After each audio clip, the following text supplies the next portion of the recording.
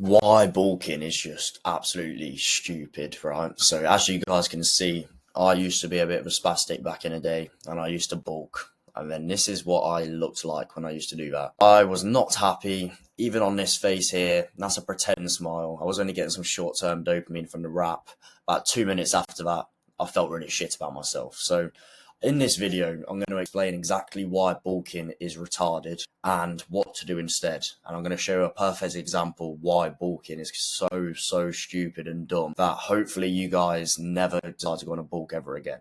Okay, so let's have an example here. Let's just say we've got three identical triplets. They're all got the same training, they've all got the same genetics, and they've all got the same goal. They all start at 70 kilos and they've all got 20% body fat. The goal is to get to 10% body fat with maximum lean muscle by the end of the year. So these are the three triplets I just got off the internet. I literally just typed in triplets, and these guys look like the happiest triplets, so I just picked these guys. So their starting points, they all start at 70 kilos, they've all got 20% body fat. Their fat mass is 14 kilos because you divide 70, you times 70 by 0.2, which means they've got 14 kilos of fat on their frame. So their lean mass is 56 kilos. That's if they had 0% body fat. That means they'd just be bone and muscle, and that's it. So they've all got a 6-month strategy, right? Triplet A, he goes on a bulk and he eats in a surplus to get to 80 kilos. Triplet B, he wants to main gain and just recomp at 70 kilos. Triplet C, he cuts down to 64 kilos in attempt to get to about 10 to 12% body fat. So the results after the 6 months, the bulky guy, so Triplet A, he went up to 80 kilos, exactly like he said. And he went up to 23% body fat, and he gained 5.5 kilos of muscle. Wow, that's amazing, right? Put on 5.5 kilos of muscle in 6 months while eating extra food. Bulking must be the way, right? The main gainer only put on 3.5 kilos of muscle, but his body fat stayed exactly the same,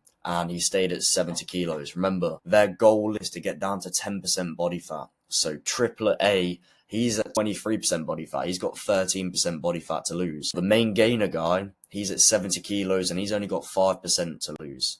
He's still gained 3.5 kilos of muscle. And then we've got Shred Boy over here, Triplet C. He's gone down from 70 kilos to 66 kilos and he's gone down to 12% body fat. And in that time, because you can actually do this, you can actually build muscle while in a deficit, he put on 1.3 kilos of muscle while cutting in a calorie deficit. So remember, this is for a whole year, so another 6 months have passed. Triplet A has gone from 80 kilos at 23% body fat to 10% body fat.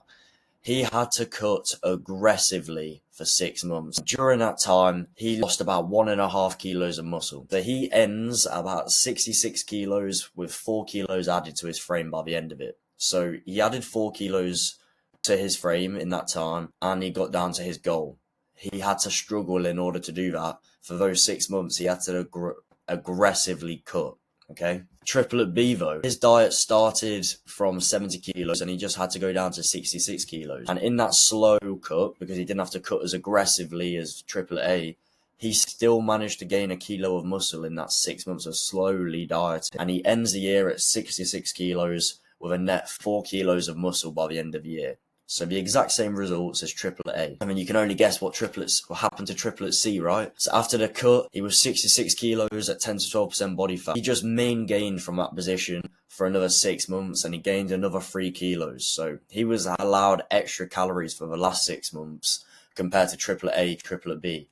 So he also ends at 66 kilos with 4 kilos of added mass to his frame. So guys, do you not understand that basically it's all the same? Doesn't matter which way around you do it, but except some methods are much healthier than others. Your body does not want to fluctuate all the time and go yo-yo dieting all the time. Going from nearly having a heart attack from eating 5,000 calories to get all of these food in, maybe you might gain a lot of muscle, then guess what?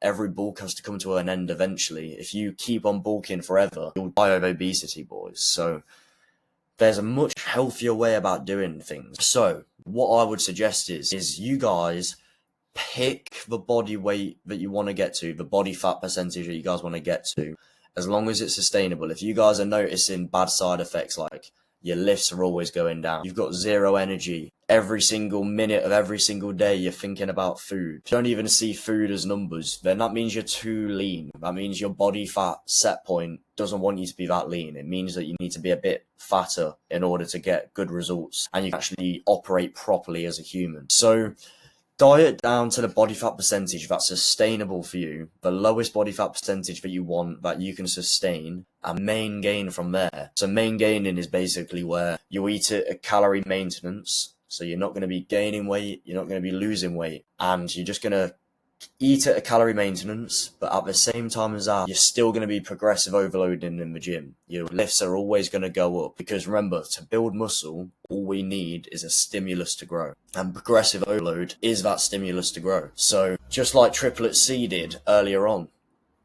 you can still lose body fat while simultaneously gaining muscle at the same time. So as you're going down to that dream body fat percentage that you want, you're still going to be going and progressive overloading in the gym. The difference is when you finally do hit your dream body fat percentage, instead of keeping on cutting, you're just going to main gain. So you always stay exactly the same weight and then you're going to be gaining muscle. What will happen to you if you guys do that is, let's just say, for example, you're 70 kilos.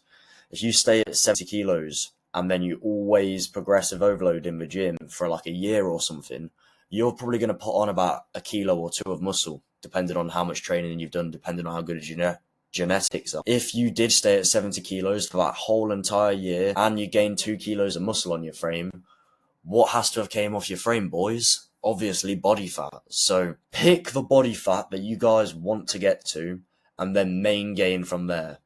Do not keep on bulking, cutting. You don't have to. Because for one half of the year, you're going to have a shit physique that you're embarrassed of and you're not even going to take your top off. And then the other half of the year, you're going to be suffering like fuck because you don't know how to diet properly. So find a diet that's sustainable for you and then main gain at that.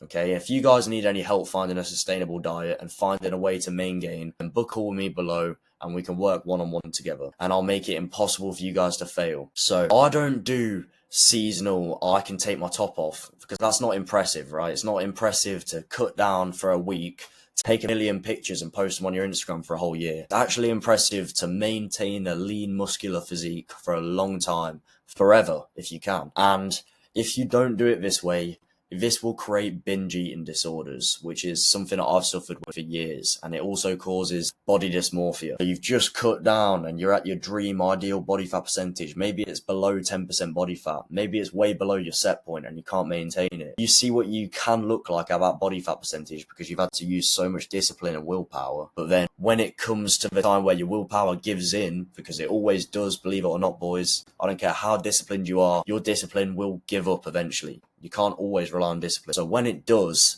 you're going to go up fast. You guys are going to gain a shit ton of weight fast because you're going to go back to your old ways and keep on eating the old foods that stops you from getting down to that body fat percentage in the first place. And then when you start eating those foods, it's just like cocaine. It's just like heroin. It's just like any drug. You're going to find it super hard to put the fork down. Just like me here. Do I not look like a fucking junkie on here? I look like a demon. I'm eating donuts and I've got a Stella in my hand. Do you know how many people took the piss out of me for this picture here? This is like my worst, one of the worst pictures of me ever. It's embarrassing. So you guys do not want to get binge eating disorder and you guys do not want to get body dysmorphia, especially if you guys fight in weight classes like I do, because then you're more susceptible to